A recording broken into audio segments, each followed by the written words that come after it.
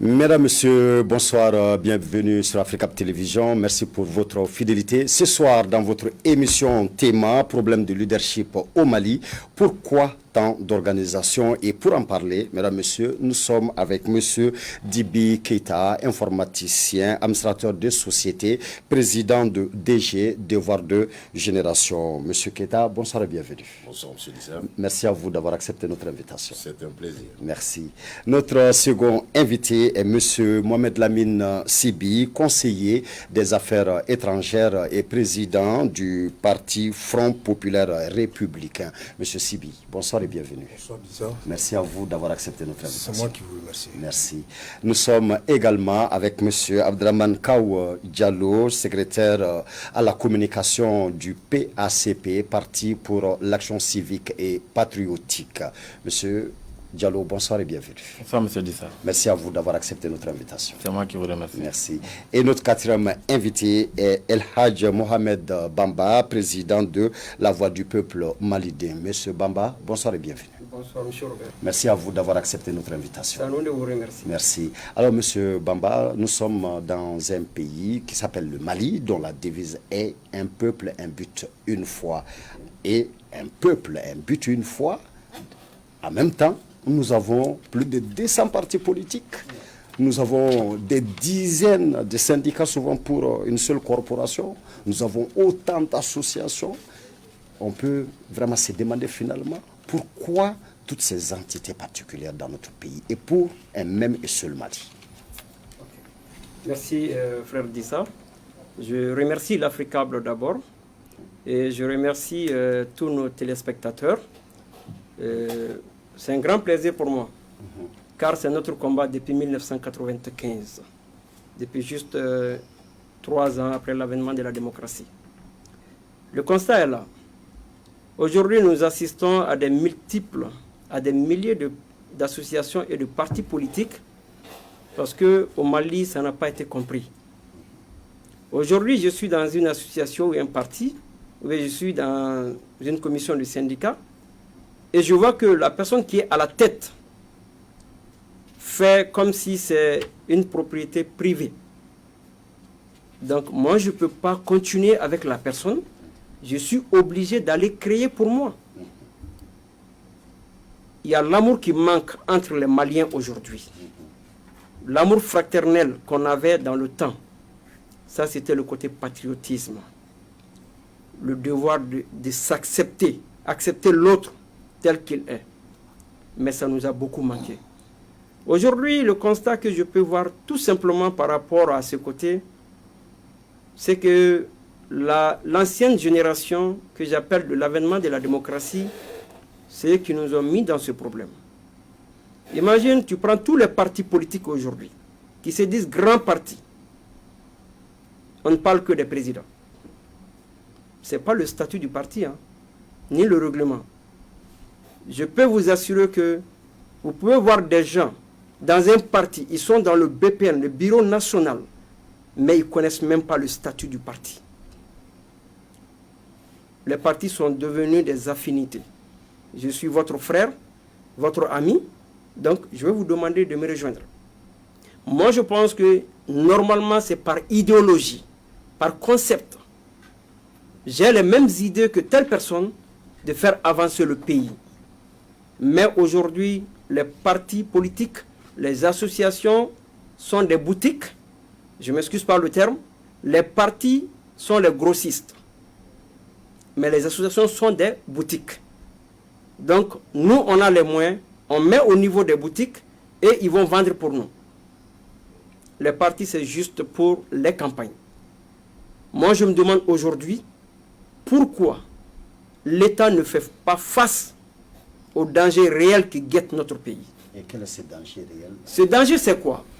Nous sommes arrivés à un niveau où tout le monde pense que l'autre est mon ennemi. Si tu n'es pas de mon avis, Le pays est divisé en 3 parties aujourd'hui. Nous sommes au niveau de la majorité, nous sommes au niveau de l'opposition, mais il y a le peuple silencieux. On pourrait dire que nous sommes le peuple silencieux aujourd'hui. On a eu l'idée de créer la voix du peuple et d'avoir le nom malidien. On nous a traîné pendant 2 ans. 2 ans pour avoir cette plateforme. De 2010 à 2012. Parce qu'on voyait l'idéologie. On se disait pourquoi tant de partis, pourquoi tant d'associations. Cette génération peut s'asseoir, faire face et d'essayer de voir quel est ton projet. Ensemble, on essaie de voir ce qu'on peut faire ensemble. Mais s'il faut aller à des rangs dispersés, là, c'est le vrai danger.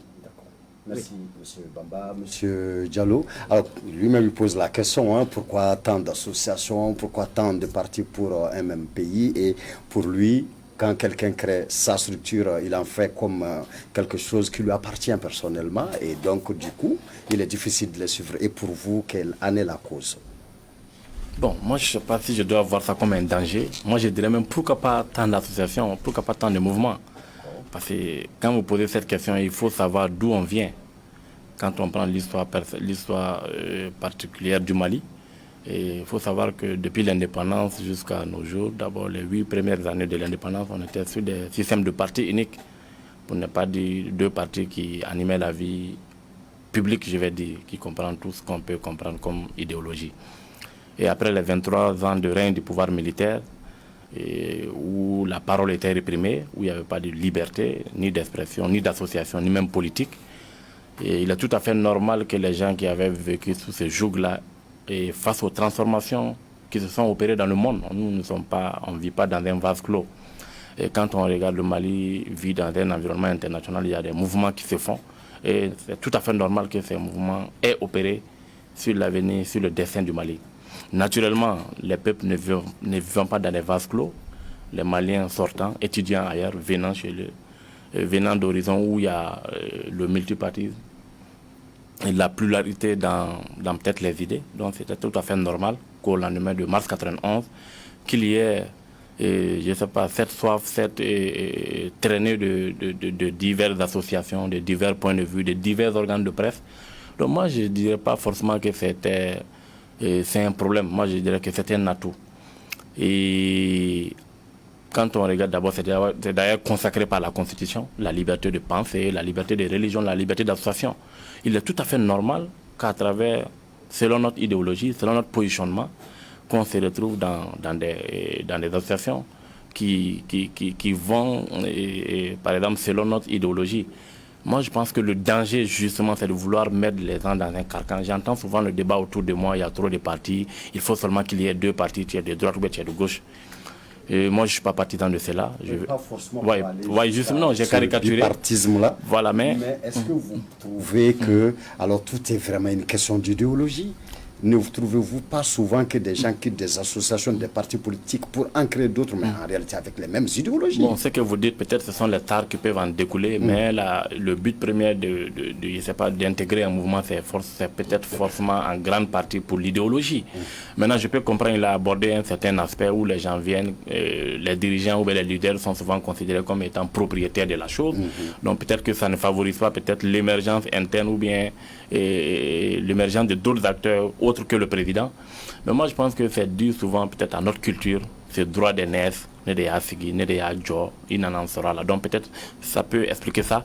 Mais moi, je pense que justement, s'il y a l'acuité de cette idéologie, en fonction du parcours ou bien peut-être de l'implantation ou bien du sérieux de cette association ou bien de ce parti politique-là, les gens peuvent s'affirmer, le leadership peuvent s'affirmer. Mais souvent, les gens reprochent tout le temps aux dirigeants d'être propriétaires de partis, mais eux-mêmes, ils préfèrent ce rôle de suiveur-là. Moi, je connais plein d'associations aujourd'hui qui ont pignon sur rue, qui sont des associations sérieuses ou même des partis sérieux. Donc, il y a le Rotary Club, il y a la Jeune Chambre, il y a des organisations qui sont assez sérieuses. Mais moi, je pense que malgré leur sérieux, pour autant, la question ne se pose pas pourquoi tout le monde n'est pas JCI ou bien Rotary ou même Lions Club. Chacun a son créneau, chacun a une certaine particularité. Moi, je pense que cette diversité-là fait notre force. Ce n'est pas forcément un handicap. Maintenant, les tares qui peuvent en découler, ce sont des choses qu'on peut régler de façon administrative. L'État, en tant que régulateur, peut trouver des formules pour pouvoir pour que tout le monde ait un niveau, pour qu'il y ait une balise qui permet de mettre tout le monde, de telle sorte que si tu n'es pas viable, tu disparais. D'accord. Voilà, mais c'est un atout qu'il y ait pluralité dans le débat. D'accord. Voilà. Merci, Monsieur Diallo, Monsieur Sibi. Alors, pour Monsieur Bamba, c'est même un danger. Pour Monsieur Diallo, c'est plutôt un atout. Et pour vous, qu'en est-il? Alors, très bien. Est-ce un atout, est-ce un danger? Bon, un handicap. Je préfère aborder la question autrement. D'abord, déjà, c'est un thème qui est assez intéressant. Je me dis que si vous avez pensé à soulever la problématique, c'est que eh bien, cette diversité de mouvements, de courants d'idées, si on puisse l'appeler ainsi, peut-être n'est pas profitable ou peut-être montre plus de travers que d'avantages peut-être sur le plan pratique. Mais moi, j'irai un peu loin. Je vais essayer d'avoir un certain nombre d'approches. D'abord, une approche socio-anthropologique. D'accord. Vous savez, le Mali, c'est quand même une nation où, en tout cas, les gens sont collectivistes. C'est dans l'ADN du Malien. Quand vous voyez un peu l'époque où nous étions avec les grands empires, comment est-ce qu'on gérait la société, comment les gens étaient organisés, et puis encore un peu plus loin. Donc, dans l'organisation sociopolitique, l'entité de base qui est la famille était une grande famille malienne. Donc, où vous allez retrouver 5 ou même 10 frères dans certains cas. Maintenant, avec chacun sa ou ses épouses et ses enfants, il y avait un seul homme qui était l'aîné le plus souvent, qui avait le leadership, bien entendu, de la famille. Donc, tout le monde était sous ce leadership-là. Maintenant, on a quand même pu avoir des moments comme ça dans notre histoire où on était ensemble, il y avait l'esprit collectiviste, c'est-à-dire l'envie de se mettre ensemble autour de la famille d'abord. Ensuite, je crois que plus loin, il y avait toujours ces réalités-là. C'est d'ailleurs ce qui a permis à nos pères des indépendances de mobiliser l'ensemble national, ce qui n'était pas évident vu le contexte d'antan, autour de ce projet commun qui était l'indépendance du Mali. Les Maliens, avec très peu de moyens, ont accepté ce projet politique.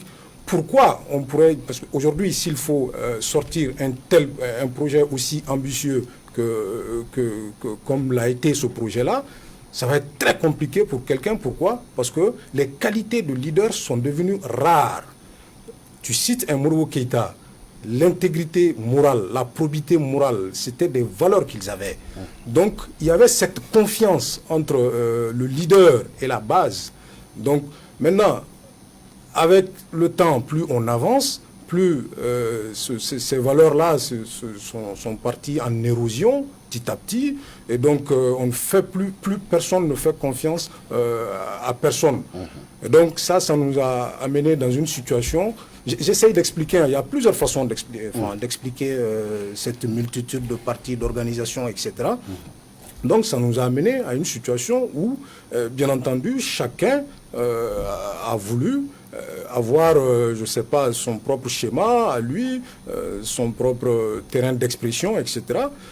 Donc voilà, ça nous a donné ce résultat-là. Mais maintenant, moi, je trouve là intéressant cette mutation-là. C'est pourquoi je parle de paradoxe malien. Parce que je me suis posé la question, je dis, mais comment est-ce qu'un peuple, une nation à la base collectiviste, sortie des valeurs humanistes, où le vivre ensemble, la fraternité, où tout le monde est frère, où tout le monde est cousin, qui se retrouve dans une situation de quasi-méfiance, sinon d'individualisme dans sa version la plus débridée qui soit. Donc c'est intéressant en cela. Je pense que ça, c'est une des raisons. C'est parce que tout simplement, le leadership n'a plus son sens. Le leadership n'est plus comme il était avant, en ce que le leader n'est plus l'incarnation des valeurs morales, des valeurs de probité. Donc, maintenant, au-delà de ça, on a un autre aspect. On peut comprendre la question autrement. C'est maintenant sur le plan socio-politique et politico-institutionnel. Parce que depuis 1992, on a pris un tournant. Donc le pays a embrassé la démocratie. Et pas, le multipartisme intégral. Pas n'importe quelle démocratie, il s'agit de la démocratie libérale. Donc le libéralisme politique. Donc le libéralisme politique, par essence, c'est les contradictions. Ça génère les contradictions, ça favorise les contradictions. Mais dans le même temps, bien que donnant les outils pour réguler ces contradictions-là. Donc d'un point de vue politico-institutionnel, le terrain est favorable à la multiplicité, à l'émergence, à l'éclosion. De toutes ces diversités. Tout à fait. Mais maintenant, le problème, c'est quoi? C'est qu'on ne parvient pas à gérer cette diversité qui aurait pu, bien entendu, servir à grand-chose pour pouvoir régler un certain nombre de questions à dimension nationale. Pour la simple raison que, effectivement, quelqu'un l'a ressorti dans ses interventions, ce qui rejoint aussi ce que je disais tout de suite, parce que les hommes, c'est l'homme qui a perdu les valeurs. L'homme a rompu avec les valeurs. Donc, ce qui fait qu'on s'est retrouvé avec cette situation où chacun veut son petit espace d'expression. Merci, M. Sibi, M. Keita. Alors, vous, dans tout ça, vous venez avec une association qui s'appelle Devoir de Génération. Alors, il s'agit de quelle génération et pour quel devoir? Bonsoir tout le monde. Monsieur Dissa, je vous remercie de bien vouloir nous accepter sur votre plateau. Non, le plaisir est surtout à nous. Et j'en profite pour remercier et bonsoir à tous les téléspectateurs de Africab. Et je me réjouis ce soir d'être sur votre tableau, sur votre plateau, pour vous d'abord disséquer un peu le thème sur lequel vous nous avez invités ici ce soir, qui s'appelle, comme vous l'avez appelé, problème de leadership. Pourquoi tant d'organisations autour de la même cause et autres. Moi, je pense que d'abord, il va falloir que nous cadrons un peu les choses. Nous sommes dans une société à 80% analphabète.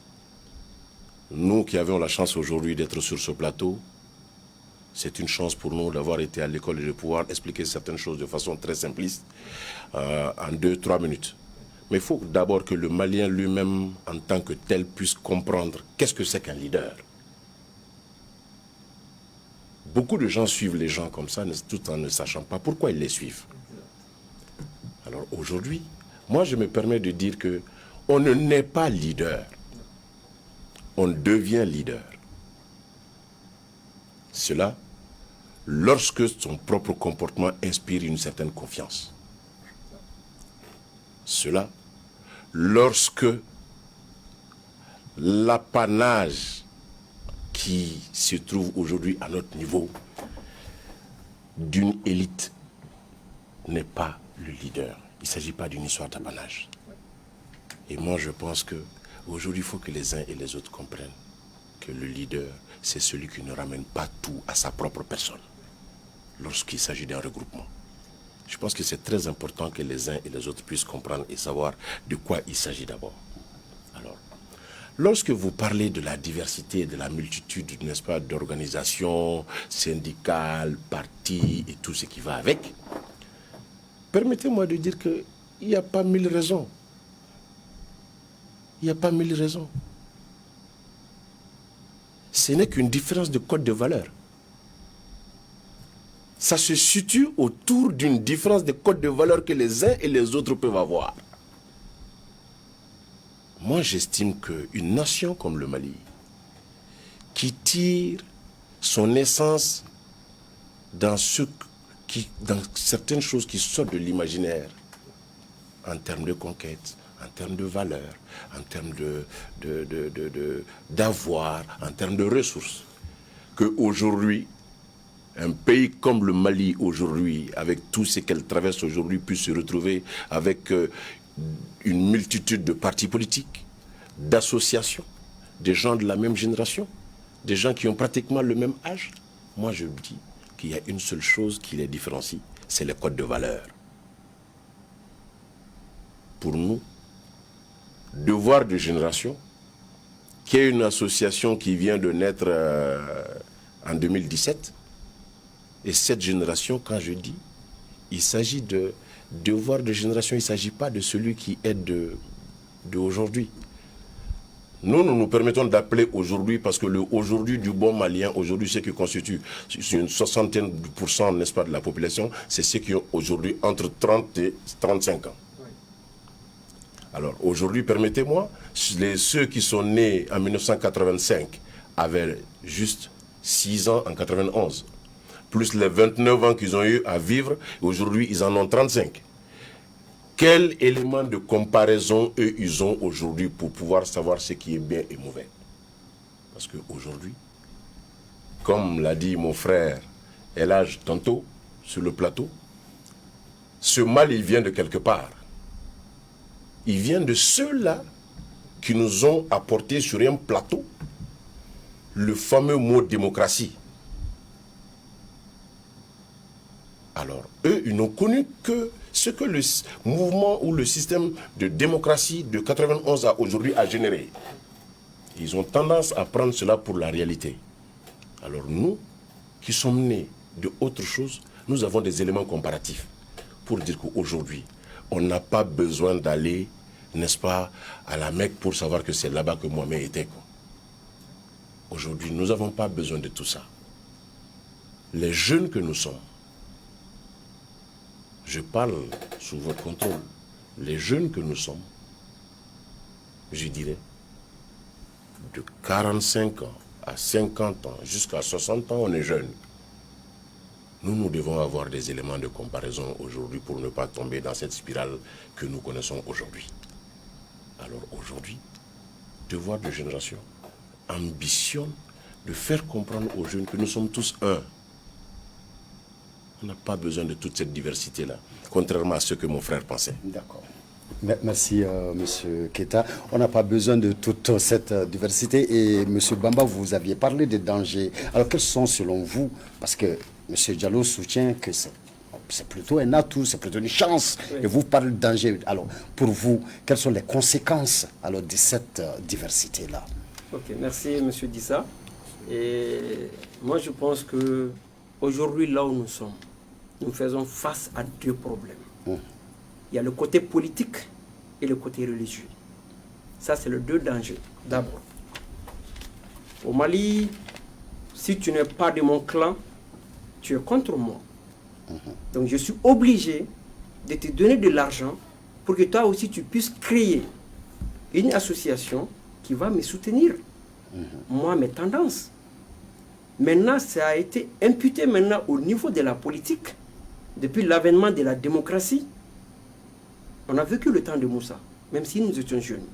Il y avait le côté patriotisme. On coupait nos feuilles, prendre nos couleurs, vert, or, rouge, mettre sur le papier, prendre des bâtonnets et mettre ça, aller sous le soleil, sous la pluie, attendre. On parlait de la dictature. Mais nous, on s'est dit, on avait nos valeurs. Ce n'était pas pour Moussa, mais c'était pour la patrie. Le 22 septembre, on marchait de Djelibougou jusqu'au niveau de la place de l'Indépendance. Depuis 17h. Et nous de Molodo jusqu'à Nyono. Exactement. 7 km. Ouais. On venait juste pour voir nos militaires. C'était une fierté. Nos enseignants, nos médecins, les 5 facteurs. L'autosuffisance alimentaire, l'éducation, la santé, l'emploi et la sécurité. Ils nous ont confirmé que il faut faire partir Moussa. C'est la dictature. On va faire venir la démocratie et là vous serez vraiment tranquille par rapport aux 5 facteurs. Et aujourd'hui on assiste à quoi? Pendant 30 ans. Pendant 30 ans, on souffre. Pendant 30 ans, nous et les mêmes personnes, on ne se soigne pas dans les mêmes hôpitaux. On n'est pas dans les mêmes écoles. Je parle en connaissance de cause. On ne mange pas les mêmes nourritures. Ils sont sécurisés. Il y a des lave-gardes qui ont été créés. C'est parce que si l'État te prend en charge, le jour que tu vas démissionner ou bien l'État va te laisser, ils vont prendre leur garde. Donc ils ont créé lave-garde pour assurer leur sécurité. Donc c'était pour créer la différence entre nous et eux. Maintenant, moi je me dis, le danger que j'ai dit à Diallo, là où Diallo n'a pas compris, c'est-à-dire que nous faisons face à genre esclavage politique et religieux qui ne dit pas son nom. Il y a une minorité qui est en train de diriger. Il y a une minorité qui est en train de parler à notre nom. C'est pourquoi nous, on se disait il faut créer la voix du peuple. Mais en quoi la diversité est responsable de cette situation, M. Bamba? Oui, vous savez, ça a été créé. Ça a été créé toujours par les mêmes personnes de l'avènement de la démocratie. Parce que si on nous laisse à nous-mêmes, là, il y a une question de partage. Ce qui nous manque aujourd'hui, c'est le côté partage. On se dit musulmans, chrétiens, mais aujourd'hui, ce qu'on nous enseigne, même au niveau de notre tradition, si moi je suis heureux, frère Dissa, vous êtes à côté de moi et que vous n'êtes pas heureux, ça veut dire que ça n'a pas de sens. Mais aujourd'hui, l'individualisme, quelqu'un vient de le dire, nous sommes à ce point. Ouais, M. Sibyl avait dit. Merci. Chacun pense à lui seul. Il n'y a plus de partage. L'autre fois, votre soeur, c'était ma soeur. Votre père, c'était mon père. C'était la même chose. L'heure du repas, on mange chez vous. Personne ne va dire que on ne va pas t'accuser. Les parents, c'était les mêmes parents. Là où j'essaie d'expliquer à M. Diallo, multiplication de ces partis politiques, ça ne fait que nous diviser. Et c'est le grand danger pour le pays dans les 5 ans ou 10 ans qui va venir. D'accord. Merci, M. Bamba. Alors, M. Diallo, pour vous, c'est plutôt un atout. En quoi? Alors, quelles sont les opportunités que ça nous offre? Pouvez-vous nous présenter ces atouts-là, de cette diversité-là? Ok, je crois que c'est M. Sibi qui avait raison. Le sujet est tellement vaste que je crains que l'aîné ne m'ait pas compris. D'accord. Ce n'est pas de dire que moi j'ai compris ou bien je ne vous ai pas compris. Je vois que vous êtes en train de généraliser ou bien peut-être de vous focaliser sur peut-être l'individualisme ou bien comme l'état de notre société, ce qui n'est pas notre sujet d'aujourd'hui. Ce que j'ai essayé de dire par rapport à la question qui m'a été posée, pourquoi tant d'organisations? J'ai dit qu'on ne peut pas dire que ça c'était un problème. Parce que quand on voit d'où on vient, comme le Mali, parce que ça découle d'un facteur. On ne peut pas faire plus de 30 ans, 35 ans d'indépendance sur le monopartisme, où la voix est brimée, où les gens n'ont pas, il n'y avait pas de diversité d'opinion. Donc quand il y a la parole qui se libère, quand il y a les mutations autour du monde qui touchent le Mali, il est tout à fait normal qu'il y ait pluralité des choses. Même ce que vous dénoncez tout cet individualisme, justement c'est ça. S'il y a des gens qui sont cramponnés à des choses, soit disant qu'ils sont l'aîné, comme vous avez tenté de l'expliquer, ou bien qu'ils sont par rapport à notre société, si je ne me sens pas bien, moi je vais sortir. On ne va pas mettre des gens dans des carcans ou bien dans des pensées uniques. C'est en cela que je dis que c'est un atout. Moi, je préfère avoir cette diversité où je ne suis pas otage ou prisonnier d'un groupement où on va me dire de suivre un président fondateur parce que c'est comme ça. C'est en cela que je dis que c'est un atout. Maintenant, c'est ce que j'ai dit. En fonction, il y a un régulateur. Il faut mettre des balises, il faut mettre des... Bon, ça aussi, ça dépend, c'est ce que j'ai dit, ça dépend aussi de ceux qui sont dans ces regroupements, dans ces associations-là. Donc, c'est à eux aussi d'affirmer leur leadership. On ne peut pas tout reprocher à ceux qui sont leaders. Il y a deux choix. Soit on les suit, et sur le bien ou sur le mal, et on se tait. Soit quand ça ne va pas selon notre idéologie, selon notre pensée, on va voir ailleurs. Donc, c'est aussi simple que ça. Maintenant, ce que vous dites, je comprends quand on regarde le contexte malien, il n'est pas aisé avec toute cette pluralité d'acteurs. Ça aussi, ça dépend aussi de la qualité des acteurs et de ce qu'on cherche, de ce qu'on veut. Ça dépend aussi de ça. Moi, je pense que quand il y a des enjeux importants, c'est aussi aux gens de voir. Tout le monde ne peut pas avoir raison. Tout le monde ne peut pas avoir raison. On peut souvent... Et c'est pourquoi je dis que la diversité fait la force.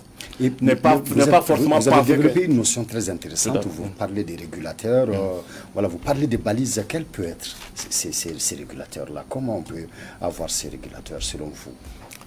Par exemple, si on prend le cas spécifique des associations ou des partis, les gens créent des partis, mais le siège du parti est dans la mallette avec lui, il est en train de se promener avec ça. Si on regarde dans le cadre des partis politiques où j'évolue, on a plus de 200 partis, les gens n'ont pas de siège, les gens ne font pas de déclaration d'impôt. Moi, j'ai été de ceux qui étaient contents quand j'ai vu qu'un pays proche du Mali, le Bénin, pour ne pas le citer, où ils ont mis des balises, où si tu as le financement public, tu dois payer des impôts, tu dois avoir un siège.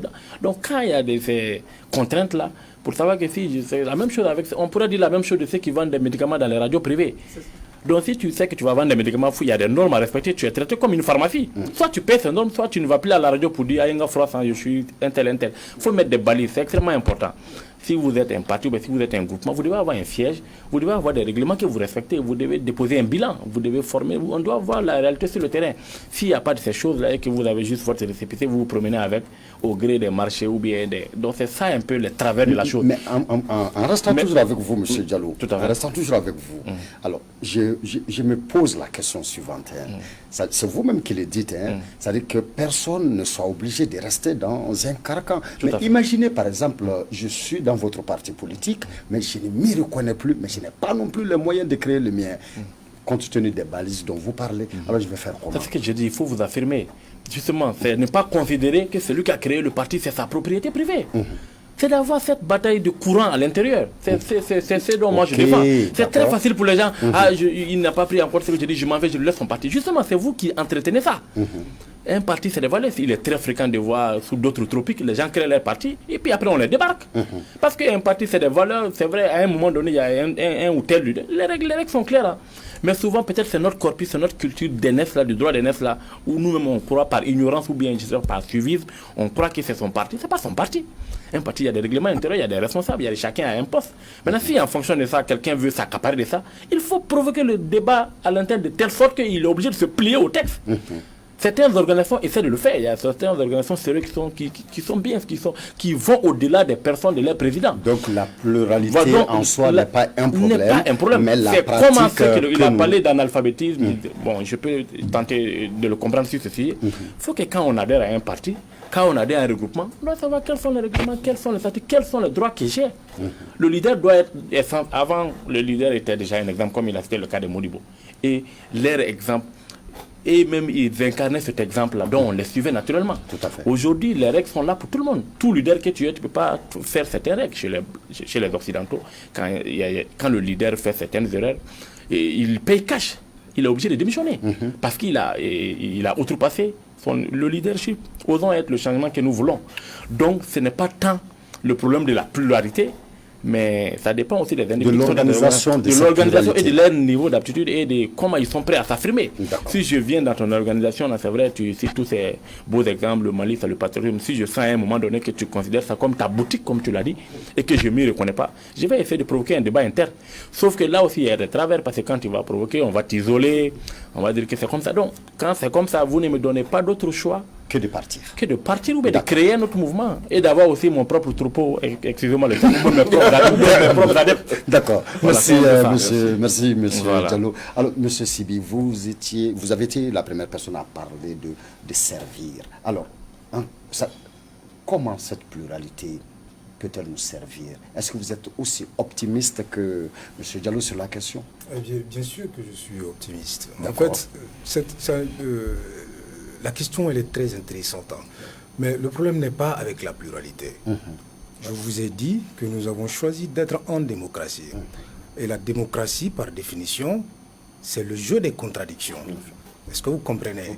Ça a des vertus, comme par exemple, ça libre les intelligences. Ça permet aux talents de se libérer, de sortir, d'émerger. Ça permet aussi la compétition. Et quand on parle de compétition, forcément, on parle d'excellence, parce que les gens vont se frotter. Maintenant, c'est pourquoi je vous dis que la pluralité n'est pas un problème. Vous savez ce qui va se faire. Par contre, j'ai une question. Pour vous, vous êtes quand même conseiller des affaires étrangères. Je suppose que vous avez beaucoup voyagé. Connaissez-vous quel pays au monde qui a autant de partis politiques, autant d'associations? C'est vrai, la Constitution nous le permet, mais pourquoi on le fait? C'est surtout ça, à mon avis, la question. Vous pensez que cela se passe seulement parce que la loi nous le permet? Ou bien il n'y a pas autre raison au-delà du problème de leadership, d'idéologie et autres? Merci Dissa. Avant de répondre à votre question, j'aimerais quand même apporter une petite précision. Effectivement, je suis conseiller des affaires étrangères, mais je suis là en tant que président du parti Front Populaire Républicain. Tout ce que je dirais sur ce plateau n'engage en rien le gouvernement du Mali. Justement, ça n'engage que le président du parti Front Populaire Républicain. Cela étant dit, pour revenir effectivement à votre question, vous savez, aux États-Unis, quand on parle de démocratie, de pluralité, les États-Unis viennent quand même en tant qu'exemple, surtout le modèle que nous avons, le libéralisme politique. eh bien, je crois que c'est le berceau, le monde anglo-saxon, de cette forme de gouvernance-là. Aux États-Unis, on a plus d'une centaine de partis politiques. Hein. Je vous dis qu'il y a des partis depuis les années 1700, depuis le 18e siècle. Mais vous savez, pour 52 États fédérés, pour plus de 200 millions, mais comparé à nous. Je vous dis que la vie d'une nation, est un processus qui ne s'arrête jamais, ad vitam, ad aeternam. Parce qu'à partir du moment où vous vous inscrivez dans cette logique-là, vous allez vous dire que nous aussi, nous sommes à un moment du processus de notre évolution en tant que nation, entité éternelle, entre l'infiniment plus petit et l'infiniment plus grand. Alors, en avançant, je vais vous dire qu'il n'y a pas lieu de s'alarmer parce que nous avons à peu près 200 partis politiques. Ce qui va se passer dans 10 ans, 20 ans, 30 ans, que sais-je, rien du tout, mais l'histoire nous le dira. Vous savez ce qui va se passer? Puisque c'est un monde de compétition, et que dans un monde de compétition, c'est à peu près, ça me fait penser à Darwin, quelque part, quand il disait que les plus forts s'adapteront et les plus faibles périront. Je vous ai parlé de l'exemple des États-Unis, c'est ce qui s'est passé. Il y a des partis aux États-Unis depuis le XVIIIe siècle, depuis bien avant. Les libertariens. Est-ce qu'on entend parler de ces partis-là encore? Non. Parce qu'ils n'ont pas pu maintenir le rythme, la cadence, ils n'ont pas pu être meilleurs tout le temps, meilleurs toujours. Et ces partis-là, on a tendance à comprendre que ces partis-là, eh bien, sont morts tout simplement. Je reste toujours avec vous, M. Sibi. Allez-y, M. Dissa. On peut dire que l'appel des uns et des autres, à chaque fois qu'il y a un grand défi, à chaque fois qu'il y a un grand combat à mener, les regroupements se font appel. Est-ce qu'on peut dire que nous sommes là au balbutiement justement des grands blocs? Des blocs, tout à fait. Il serait tôt peut-être de le dire, mais je crois que récemment, à l'analyse de la scène politique malienne, j'ai vu, pas que j'ai vu, on a quand même observé tous ici, eh bien que les partis avaient tendance à évoluer en pôle. Vous avez des regroupements de partis politiques. Mais qu'est-ce qu'ils ont compris? Ils ont compris qu'ils n'étaient plus crédibles. C'est ça la réalité des faits. Ils n'étaient plus crédibles. La politique ne faisait plus rêver. Et l'homme politique n'était plus, eh bien, celui en qui nous pouvons croire.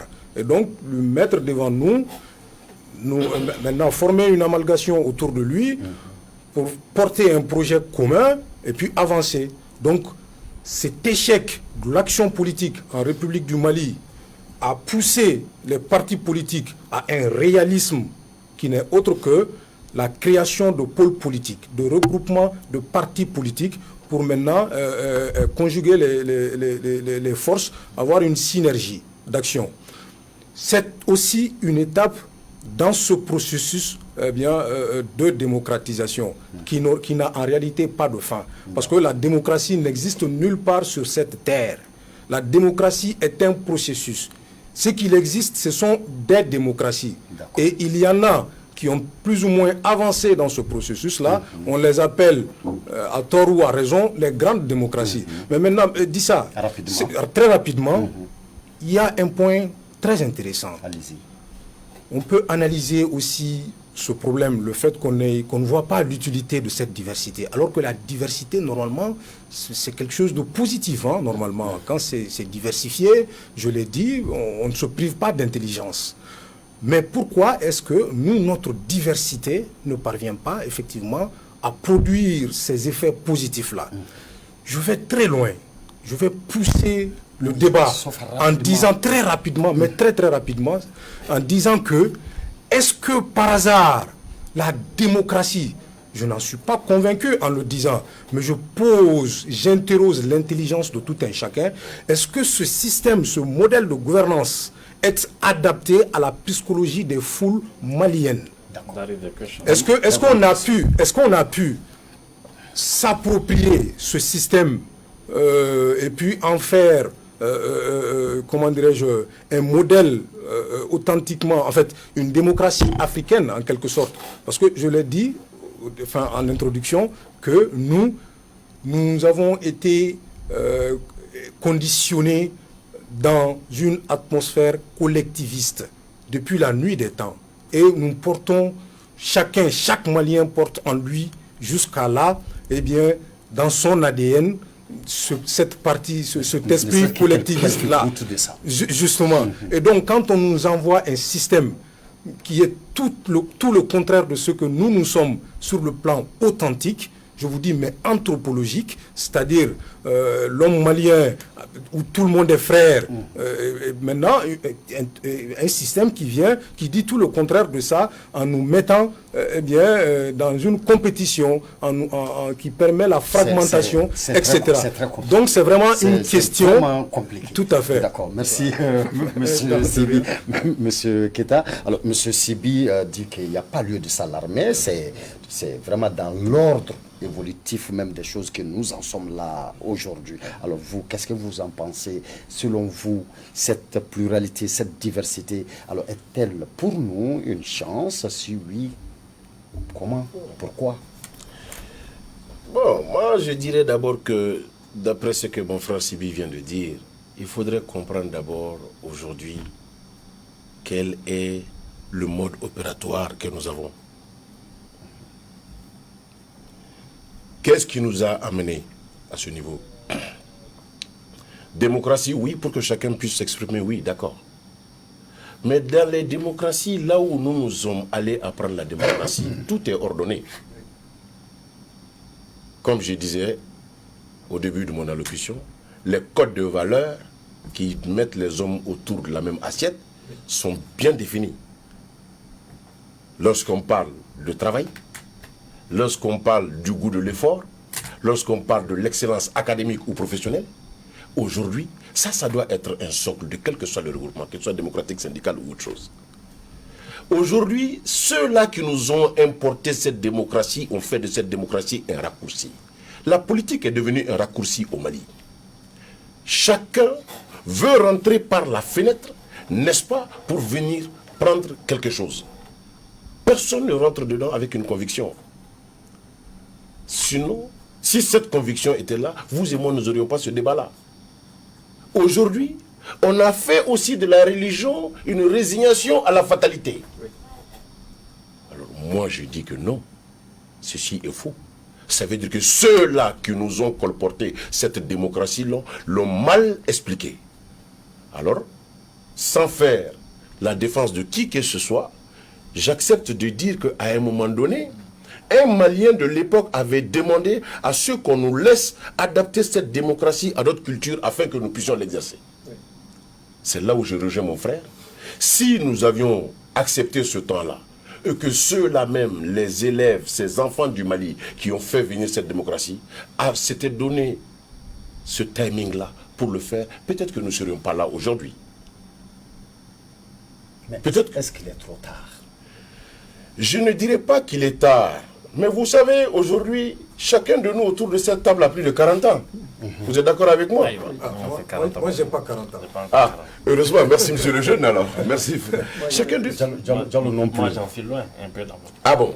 Alors, chacun de nous, aujourd'hui, qui peut me dire le contraire que lorsque nous vivons 29 ans dans un seul système, qu'on n'a pas tendance à prendre ce système-là pour une réalité? Les femmes, que nos mamans m'excusent, une femme née en 1991 aujourd'hui a enfanté. Normalement. Sinon déjà mariée. Normalement. Alors, quand vous expliquez à cette femme que depuis sa naissance, c'est qu'elle est en train de vivre et qu'aujourd'hui, ça, ce n'est pas une réalité, elle va te dire, mais qu'est-ce que charabia vous me chantez? Ce n'est que ça que j'ai connu. Alors aujourd'hui, moi je dis, la base de ce problème, comme il l'a dit, ce n'est pas une fatalité en soi. Mais aujourd'hui, avons-nous le temps de redresser cette barre? Puisque la majorité de ceux-là qui composent aujourd'hui le Mali sont ceux qui ont les moins qui sont dans les 35 ans. Avons-nous les moyens? Étant donné qu'eux, ils n'ont pas d'éléments comparatifs, ils trouvent que ça, ce n'est que la réalité. Parce qu'aujourd'hui, comme il l'a si bien dit, le Mali s'est perverti. Il faut qu'on dise qu'on n'ait pas peur des mots. Le Mali s'est perverti. Nous, quand on était petits, vous voyez la maman de l'autre maison du bout de la rue en train de venir avec un sac, vous courez pour aller l'aider à transporter. Le grand frère de la rue, qui était dans l'armée, qui ne venait que le week-end, avait la possibilité de chicoter tous les enfants de la rue. Personne ne pouvait parler. Au contraire, vos parents disaient que c'était lui l'éducateur de la rue. Mais aujourd'hui, que quelqu'un s'hasarde à poser un acte comme ça, la suite, vous la connaissez aussi bien que moi, on va se retrouver devant les tribunaux. Ça veut dire que nous avons... La démocratie qu'on nous a importée nous a amenés à renoncer à nos valeurs. Des valeurs éducatives, des valeurs sociétales. Aujourd'hui, un grand penseur, paix à son âme, Sédou Badian Kouyaté le disait, qu'à un moment donné, sous Modibo Keïta, on avait honte de détourner. Sous Moussa Traoré, on avait peur de détourner. Pourtant, aujourd'hui, la démocratie que nous vivons, moi j'ai fait 29 ans dedans, certes que j'ai plus de 40 ans, mais j'ai fait 29 ans dedans. Mes enfants n'ont pas 29 ans. Aujourd'hui, cette démocratie me dit que le vol n'est pas un crime. Comment ça? Alors, comment elle le dit? Elle le dit sous plusieurs formes. Le voleur à col blanc. Les voleurs à col blanc. Celui qui vole une Jakarta et celui qui... Celui qui vole une Jakarta et celui qui, par tripatouillage d'écriture, te fait changer l'ordre d'un virement ou te prend le denier public, quelle est votre différence? Quelle est la différence entre les deux? Parce qu'aujourd'hui, rappelons une chose, moi je me permets de le dire ici, ça n'engage que ma personne. Le système de vol a changé au Mali. Parce que, sous le règne du général Moussa Traoré, reconnu coupable de détournement de deniers publics à hauteur de 10 millions, 5 millions de francs CFA dévalués, 2 millions 500, c'était la peine capitale. Vrai ou faux? Alors aujourd'hui, quand vous prenez la bancarisation de ce même montant-là, aujourd'hui, elle est à quel montant? Qui sont ceux-là qui ont dépénalisé l'enrichissement illicite? Alors aujourd'hui, on ne détourne plus l'aide internationale parce que c'est autour de l'aide internationale qu'on ne pouvait contrôler les gens. Aujourd'hui, les intellectuels qui nous ont administré notre démocratie nous ont amené un autre type de vol, c'est-à-dire que voler dans ce que l'État même produit, c'est-à-dire le budget national. D'accord. Je suis au regret de vous couper, M. Keïta, vu qu'il ne nous reste plus que 4 minutes, hein, juste 4 minutes, et donc à chacun une minute. Alors, votre dernier mot, un appel à l'endroit des Maliens dans cette période quand même assez trouble de notre histoire, M. Bamba. Ok, merci. Une minute chacun. Ok. Et je vais rapidement. Et ce que je peux dire à cette nouvelle génération, c'est comme mon frère vient de le dire, on a dépassé les 40 ans. On a tout vécu. Aujourd'hui, on se bat pour la nouvelle génération. Et on nous a mis en tête que tu ne peux pas réussir dans cette vie. Tu ne peux pas être quelqu'un dans cette vie sans passer par la politique, soit sans passer par des postes électifs ou nominatifs. Donc les jeunes se battent pour ça. Raison pour laquelle il n'y a plus d'éducation au Mali. Hein. Et la nouvelle génération a été mal formée. Je m'excuse par le terme. Mal formée et mal informée. On a déformé notre culture. On a déformé nos principes et nos valeurs. Donc nous sommes là aujourd'hui. C'est comme si on marche dans le vide. Alors qu'est-ce que vous leur dites? Moi, ce que je leur dis, il faut qu'ils se battent en tant que patriotes. Qu'ils essaient de se partager le peu qui leur reste. Sans l'amour fraternel, rien ne peut marcher dans ce pays. Aimons-nous.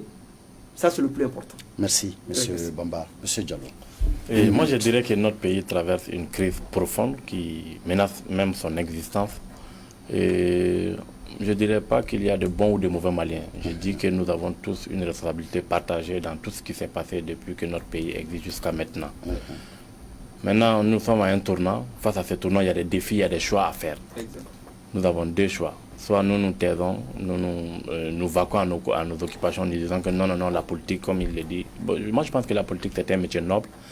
Et j'ai beaucoup de respect pour ceux qui font de la politique, même si bon, on peut dire tout ce qu'on veut, on peut dire tout ce qu'on veut là-dessus, mais moi, je pense que quand son pays traverse une certaine situation, on ne peut plus se taire. Justement parce qu'il y a certains qui ont regardé pendant 30 ans. Quand on regarde ma génération, il y a peut-être 10 ans, 15 ans, on ne regardait même pas le journal parler. On ne parlait que de la Ligue des champions et des filles. En 2012, notre pays a été renversé, notre pays est tombé. On a vu que ceux à qui on avait donné notre confiance, ils ne l'ont pas mérité. Ils ont foutu le pays en l'air. Donc c'est pourquoi aujourd'hui vous verrez des jeunes ou bien beaucoup de gens qui s'intéressent à la chose publique. C'est comme ça que je nomme la politique, c'est la chose publique. Est-ce que nous devons laisser ces années-là qui ont peut-être fait beaucoup de choses pour le pays, mais qui ont aussi dévoyé? Quand ils venaient, cette génération de 92, c'était des enseignants gringalés. Aujourd'hui, c'est tous des multimilliardaires, sans pour autant qu'ils soient des commerçants ou des industriels. c'est celui qui tient le bic là, c'est l'enseignant. C'est eux qui sont aujourd'hui des multimilliardaires. C'est eux qui sont accaparés, c'est eux qui ont toujours vécu sur les mamelles de l'État. Ouais. Donc ma génération, notre génération aujourd'hui doit pouvoir faire des choix par rapport à ça. Arracher un peu les leviers par rapport à ceux qui ont dévoyé cette mission-là. Et c'est pourquoi tout le monde doit se sentir concerné par l'histoire de son pays et ne pas forcément dire non, je ne m'intéresse pas à ça, c'est juste cela. Donc l'appel que j'ai à lancer, c'est aussi très facile de critiquer les autres, mais comme je l'ai dit, nous avons tous une part de responsabilité dedans. Osons être le changement que nous voulons. On veut que l'autre change en haut, mais nous-mêmes soyons des exemples. Ne brûlons pas les feux, soyons des modèles. C'est qu'on veut que l'autre soit. Soyons-le nous-mêmes, à travers des exemples. Donc je dirais que c'est une responsabilité partagée, mais nous devons tout faire, nous n'avons qu'un seul pays. Chaque voix compte et chacun peut y contribuer à sa manière. Merci, M. Diallo. M. Sibi, une minute. Très bien. J'ai retenu une chose dans les discussions, enfin, de ce thème, bien sûr, c'est que nous sommes à un niveau où ce qui doit être perçu comme étant quelque chose de formidable, qui est la compétition, la démocratie, la diversité des opinions et tout ça là, est en train d'être vu comme étant quelque chose de mortifère, entre guillemets. Donc cela est intéressant en quoi? En ce que, eh bien, ça nous conforte, nous, dans notre position, dans le jugement que nous portons contre les gens, ce qu'on appelle intelligemment les gens du mouvement démocratique. Parce que arriver jusqu'à douter des vertus de la démocratie qui reste, je dis bien, je le répète et je le maintiendrai, qui reste le modèle de gouvernance jusqu'à preuve de contraire, en tout cas le plus intelligent, je pense que ça veut dire tout simplement que les 30 ans de pratique démocratique eh bien, ont été un échec. Et donc je dis que ça conforte nos positions parce que justement le Front populaire républicain est né à partir de ce constat. Maintenant, pour faire quoi? Pour porter un combat, c'est-à-dire une vision stratégique qui se déroule sur plusieurs années, mais le premier objectif stratégique, c'est d'obtenir la reconfiguration de la classe politique. C'est-à-dire qu'on ne fait pas de nouveau avec les anciens. Après 30 ans, on n'a plus rien à prouver. Concrètement, il s'agit de mettre à la retraite tous ceux qui se sont retrouvés avec ce pays ces 30 dernières années.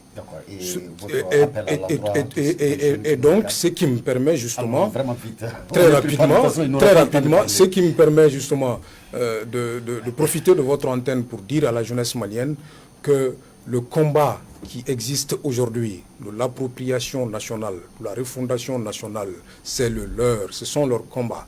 Donc qu'on se retrouve et qu'ensemble, nous conjuguons nos efforts pour mettre à la retraite toute cette catégorie, toute cette génération d'hommes politiques qui ont pris la destinée de ce pays ces 30 dernières années et qui nous ont conduits droit dans ce bourbier-là.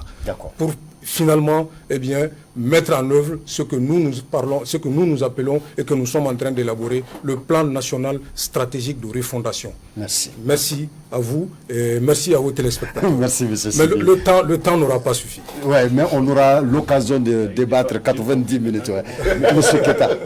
Ouais, vous savez, merci beaucoup, M. Dissa. Très brièvement, je vais rebondir sur ce que mon frère Sibi vient de dire. En fait, M. Sibi, vous savez, de 91 à aujourd'hui, acceptons de savoir aussi qu'on ne peut pas dire que 100% est négatif. Alors, moi, je ne dirais pas refondation. Moi, je dirais plutôt renaissance. Parce que quand vous partez d'une refondation, ça veut dire que tout ce qui a été fait de 91 à aujourd'hui n'est que poubelle. Permettez-moi, en tant que votre aîné, je ne le partage pas. Je dirais renaissance. Alors, permettez-moi de dire, la problématique de la jeunesse, elle est pressante. Il y en a beaucoup. Mais aujourd'hui, pour faire face à ça, il faut une première. Nous quatre ici sur cette table, il faut que nous parlons du mot union. Tant que nous ne serons pas unis, que les aînés là comprendront que nous n'avons pas le même langage, ils vont continuer à profiter de ces brèches-là pour naviguer entre nous et on sera toujours dissociés. Pendant que l'un dit blanc bonnet, l'autre dit blanc bonnet blanc. Est-ce que ce n'est pas même français là on parle? Alors, moi je dis, Voilà, votre appel maintenant. il faut que la jeunesse du Mali comprenne que leur avenir, leur devenir du moins, est lié à l'avenir de ce pays. Leur devenir est lié à l'avenir de ce pays. Et que le droit de s'exprimer sous toute démocratie et l'exercice, elle est normale. Mais qu'il faut que nous sachions que la liberté ne veut pas dire le désordre. Car le désordre est l'ennemi de la liberté. Et qu'ils acceptent que la démocratie ne veut pas dire l'anarchie. Car l'anarchie est l'antithèse de la démocratie. Alors, je les exhorte à croire au futur. Que chacun sache qu'il a un devoir générationnel à faire dans le tableau qui est en face de nous. Que chacun devienne un DG. Ça, c'est mon rôle aujourd'hui, ce soir, sur votre plateau. Je vous remercie. Merci beaucoup, monsieur Keita. Possible. Pourquoi pas? Merci.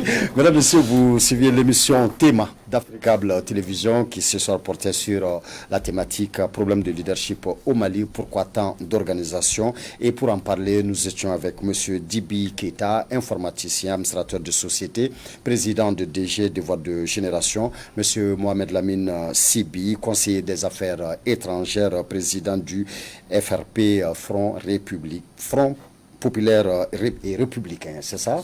D'accord. Et notre troisième invité était M. Abdraman Kaoudjallo, secrétaire à la communication du PACP, Parti pour l'action civique et patriotique. Et enfin, notre quatrième invité était El Hadj Mohamed Bamba, président de la Voix du peuple malien. Pour ma part, madame, monsieur, je retiens que le devenir de chacun de nous dépend de l'avenir du Mali, que nous devons vraiment nous unir, que nous devons nous aimer les uns et les autres, que nous devrions vraiment comprendre qu'il n'y a pas de mauvais Maliens, qu'il n'y a pas de bons Maliens, que ce combat-là, c'est à nous de le mener ensemble, que nous devons oser être le changement que nous voulons vraiment être. Merci, messieurs, de nous avoir accompagnés pendant cette heure-ci. Vraiment, merci à tous. Merci à vous, mesdames, messieurs. Passez un excellent week-end. Au revoir.